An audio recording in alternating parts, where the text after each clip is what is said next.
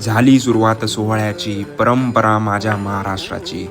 उभा संसार डोक्यावरती, चालली पाऊल पंढरी. ना ऊन कळे ना पाऊस कळे, ना ऊन कळे ना पाऊस कळे, सगळं विठ्ठल नामात मिळे. हे विठ्ठला पडू दे पाऊस सर्व दूर, भिजू दे महाराष्ट्र माझा.